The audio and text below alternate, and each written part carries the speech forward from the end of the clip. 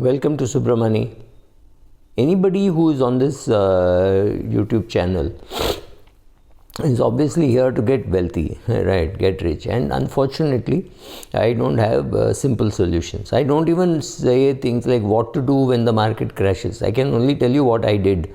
I can tell you what I did in 1993. I can tell you what I did in 2019 or 2020.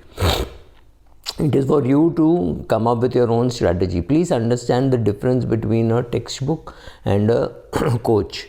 I am not a coach. I am at best a textbook. You can come here, see, and then you have to still act. You have to use your brains. You have to find a coach and do it, or you do it yourself. I have no reason to say why you should go to an advisor or not go to an advisor.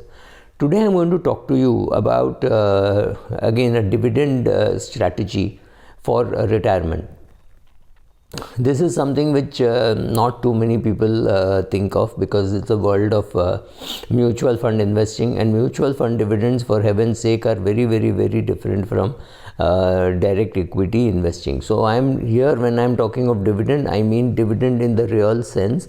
You bought the shares of a company, that company did well and paid you dividend. That is what I am talking about. So what are the things that you can do to get rich? Okay. So the steps remain more or less same. One, get a good degree and get a good income. Well, when I say degree, I don't mean educational degree. Some way how you can earn well, right? Like Virat Kohli earns from cricket, Vishwanathan Anand from chess, and Abhinav Bindra from shooting, right? So, or Deepika Padukone from acting, Shah Rukh Khan from acting. So whatever, find your main profession and do very well in that, because that is the base on which you are going to build your wealth. So if you don't have that solid base from which to save and invest, you will not be able to build an edifice.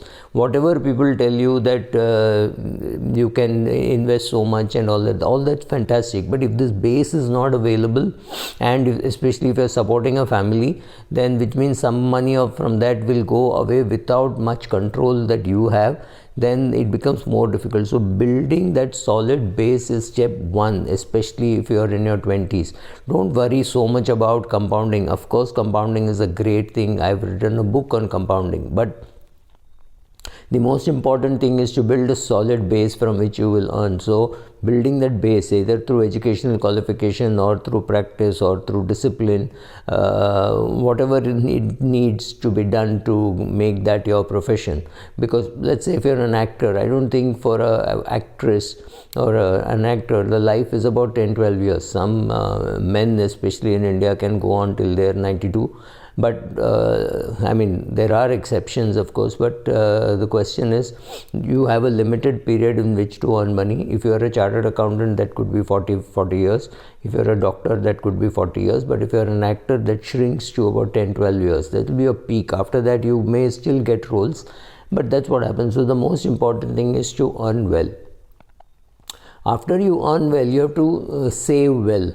So now let's say you're earning 5 lakhs a year. You can save 1 lakh and say, wow, I've saved 20%.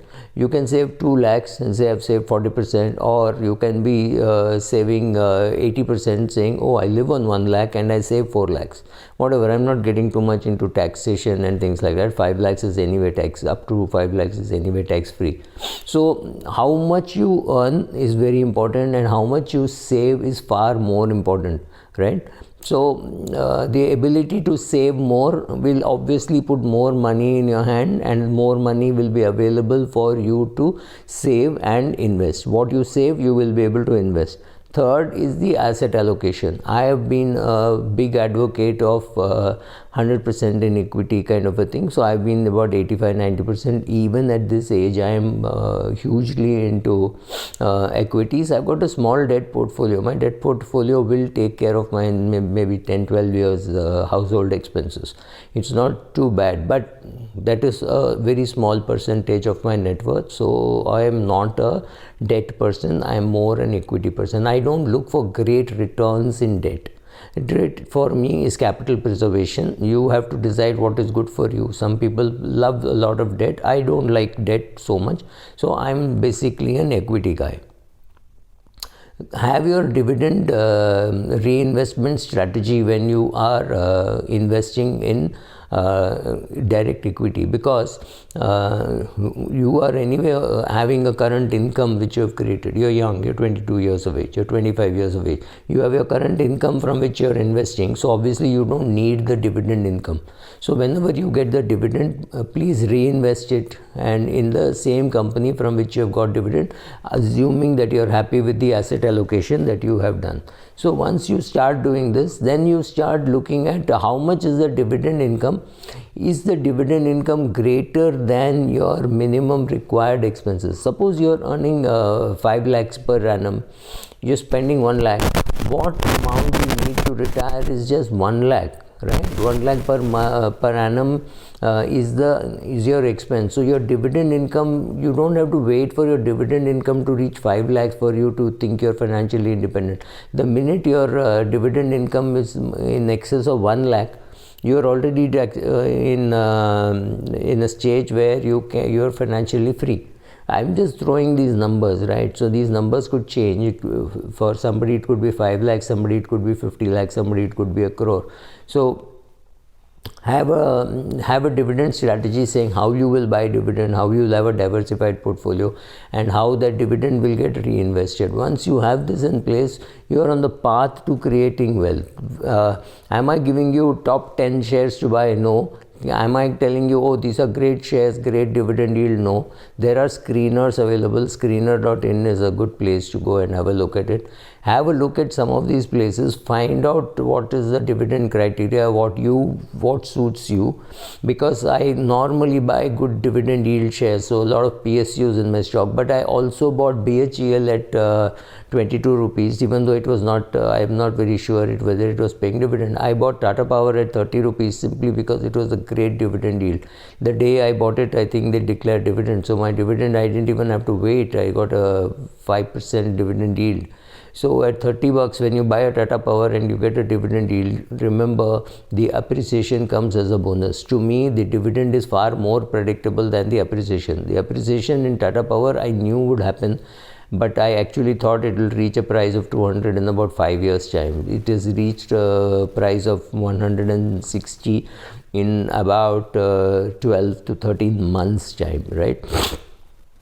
I was not, this was not what I thought in mind. So this is the strategy that I have used. So I do dividend call, I do an averaging, which means I keep buying more and more. I must have bought Tata Power from the price of 30 till the price of 60. Because as and when you have more money or you have some shares which you think you should sell, then you go and buy more of the same share. So look for good dividend yields. Buy it on the up, buy it on the down, doesn't matter, as long as the dividend is there. What criteria to use, etc., we will talk separately.